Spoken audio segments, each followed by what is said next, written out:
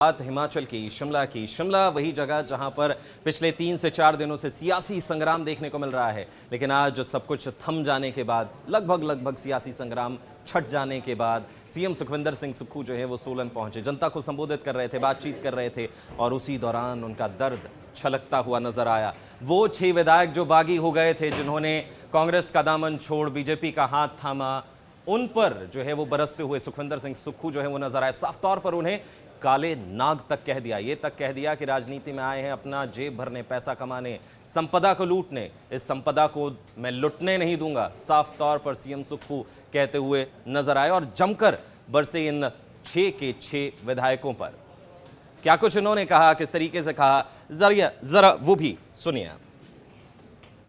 और जब budget pass करने की बारी आई, उन लोगों ने हमारी सरकार को चुराने की कोशिश की। ये बात मैं इसलिए कहना चाहता हूँ, भारतीय जनता पार्टी के नेता और जो कांग्रेस के काले नाग थे, उन्होंने अपनी ईमान को बेच दिया और 28 तारीख को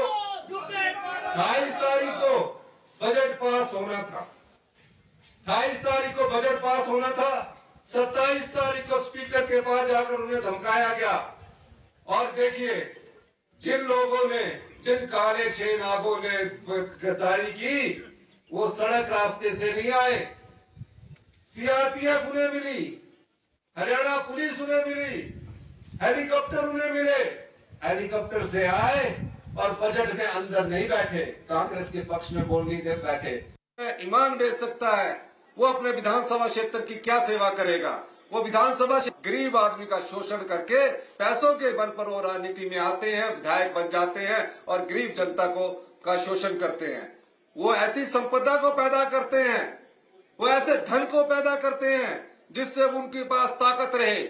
उस संपदा को मैं इस प्रदेश की लुटने नहीं दूंगा, ये मेरा वादा आपके साथ। बात हिमाचल की शिमला वही जगह जहां पर पिछले 3 से 4 दिनों से सियासी संग्राम देखने को मिल रहा है। लेकिन आज सब कुछ थम जाने के बाद, लगभग सियासी संग्राम छट जाने के बाद सीएम सुखविंदर सिंह सुक्खू जो है वो सोलन पहुंचे, जनता को संबोधित कर रहे थे, बातचीत कर रहे थे और उसी दौरान उनका दर्द छलकता हुआ नजर आया। वो 6 विधायक जो बागी हो गए थे, जिन्होंने कांग्रेस का दामन छोड़ बीजेपी का हाथ थामा, उन पर जो है वो बरसते हुए सुखविंदर सिंह सुक्खू जो है वो नजर आए। साफ तौर पर उन्हें काले नाग तक कह दिया, ये तक कह दिया कि राजनीति में आए हैं अपना जेब भरने, पैसा कमाने, संपदा को लूटने। इस संपदा को मैं लुटने नहीं दूंगा, साफ तौर पर सीएम सुक्खू कहते हुए नजर आए और जमकर बरसे इन 6 के 6 विधायकों पर।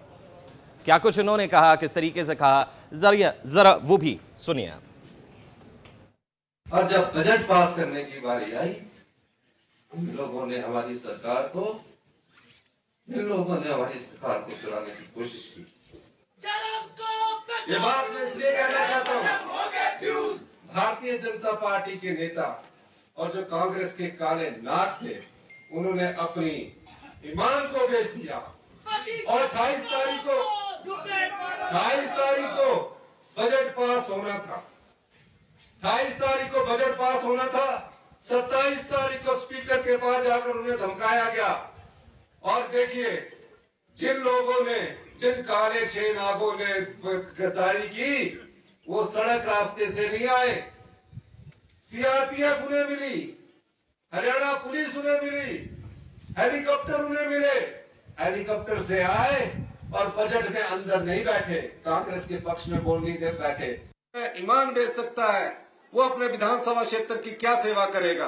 वो विधानसभा गरीब आदमी का शोषण करके पैसों के बल पर वो राजनीति में आते हैं, विधायक बन जाते हैं और गरीब जनता का शोषण करते हैं।